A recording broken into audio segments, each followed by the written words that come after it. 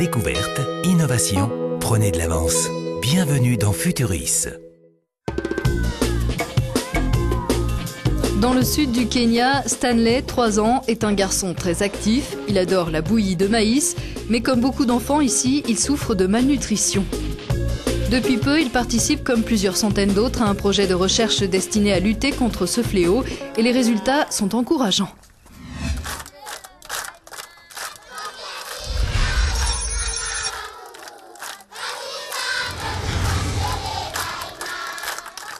À l'école, une expérience inhabituelle se tient à l'heure du déjeuner. Elle concerne 2 variétés de manioc, une importante source d'hydrates de carbone en Afrique. Les chercheurs espèrent améliorer l'alimentation en ajoutant des micronutriments à la nourriture locale. En Afrique subsaharienne, 70% des apports alimentaires proviennent d'aliments de base comme le manioc, le maïs, le millet ou le sorgho. Mais ces aliments de base contiennent peu de micronutriments. Donc, si on augmente la quantité de micronutriments dans cette nourriture, l'impact pourrait être important. Par exemple, on est en train de tester si les personnes pourraient ingérer un peu plus de vitamine A grâce au manioc jaune. Le manioc jaune est plus riche en vitamine A que le manioc blanc, mais on le trouve en moins grande quantité au Kenya. D'après les scientifiques, une consommation régulière de manioc jaune pourrait améliorer les apports en vitamine A. Alors aujourd'hui, c'est cours de cuisine à la sauce scientifique. Une fois épluché, on fait bouillir séparément le manioc blanc et le manioc jaune. Ensuite, on ajoute de l'huile végétale et là, on écrase pour obtenir les 2 purées.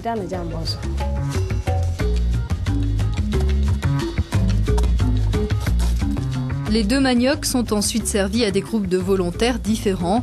Pour certains d'entre eux, c'est l'unique repas de la journée.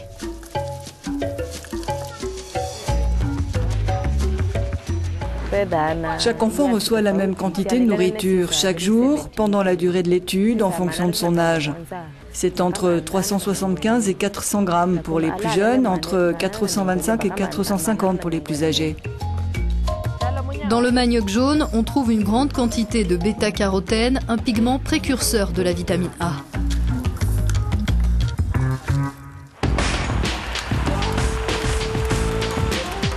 Les chercheurs pensent que le manioc jaune peut couvrir environ la moitié des besoins quotidiens des enfants en vitamine A, mais un travail en laboratoire est nécessaire pour le confirmer.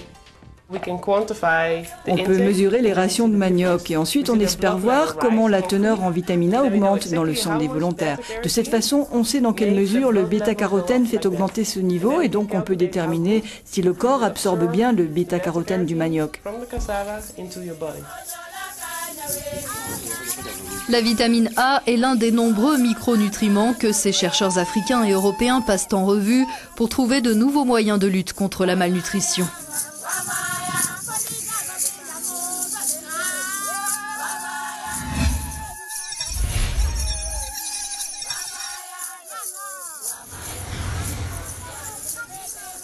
Retour dans le village de Stanley, près de Mombasa. Au menu de son déjeuner, une bouillie de farine de maïs ordinaire, mais enrichie avec un mélange spécial contenant des microparticules de fer. Les scientifiques veulent savoir si le fer peut améliorer le développement cognitif du jeune garçon. Pour sa mère, cela ne fait aucun doute. Depuis que l'étude a commencé, je donne tous les jours à Stanley sa farine enrichie en fer. Il aime cette bouillie et je pense que grâce à elle, il est plus actif et en meilleure santé que les autres enfants de son âge. C'est exactement ce que les responsables de l'étude tentent d'évaluer. Les activités de Stanley sont scrutées à la loupe. Je l'observe pendant 1 heure environ. Toutes les 20 secondes, je note dans quelle mesure il parle, à qui il s'adresse et la manière dont il vocalise. J'estime sa mobilité, s'il est assis ou debout, s'il court ou s'il joue, s'il est seul ou pas. Je contrôle aussi ses émotions, la colère, la joie ou la tristesse et son comportement.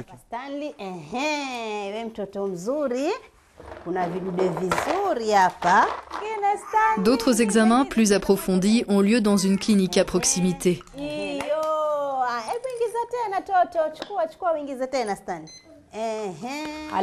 On mesure ses réponses à différents stimuli, à la fois visuels et auditifs. On joue avec lui, à des jeux qu'il connaît. On fait attention à ses réactions, à sa réactivité et à son langage gestuel.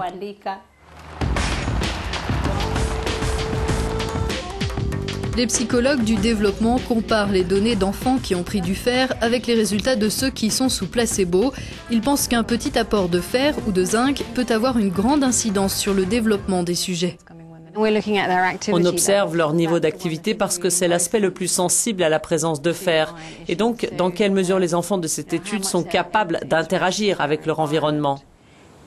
La construction théorique consiste dans le fait que si on coopère davantage avec notre environnement, on apprend plus vite et le développement se fait plus rapidement.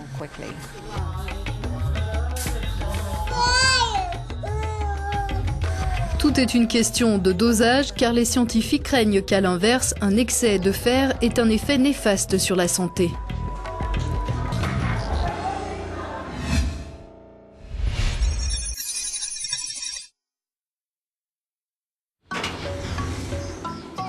Dans cette clinique de l'ouest du pays, chaque année, on diagnostique des centaines de patients atteints de paludisme.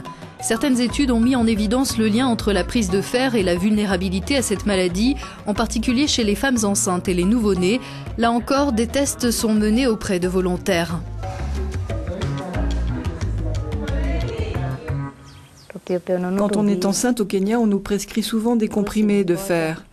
Les scientifiques expliquent que si on ajoute encore du fer à la nourriture, ça pourrait poser des difficultés. Et donc je me suis portée volontaire pour les aider à comprendre le problème. Objectif des chercheurs, déterminer quelle quantité de fer serait bénéfique et sûre pour la santé de la femme enceinte et de son bébé. Pour le savoir, ils organisent le suivi médical de volontaires qui ont pris de la farine de maïs enrichie en fer. Il semble que le fer ait un effet sur les parasites du paludisme, mais on ne sait pas jusqu'à quel point et si cet effet est très nocif ou pas très nocif. C'est donc l'un de nos objectifs. On veut être capable d'expliquer la relation entre les apports supplémentaires en fer et le paludisme. Est-ce qu'ils font empirer le paludisme ou simplement le maintiennent-ils en l'état ? En attendant de trouver des réponses, les chercheurs restent persuadés que les bonnes doses de micronutriments ajoutés à certains aliments de base peuvent aider à lutter contre la malnutrition des enfants. Le prochain défi sera de fournir de la nourriture enrichie pour un coût abordable à des populations souvent rurales, démunies et isolées. Et pour cela, les responsables de l'étude en appellent à ceux qui tiennent les cordons de la bourse. On essaye de convaincre l'industrie agroalimentaire de mener ce qu'on appelle des économies d'échelle. Elles peuvent réduire les profits qu'elles font sur un produit en remportant dans le même temps de nouveaux grands marchés grâce à ceux dont le pouvoir d'achat est plus faible et qui vont pouvoir acheter ces produits. Et donc, au final, les profits de l'industrie resteront plus ou moins les mêmes. Malgré des progrès, la malnutrition reste massive. Elle frappe plus de 30% de la population mondiale.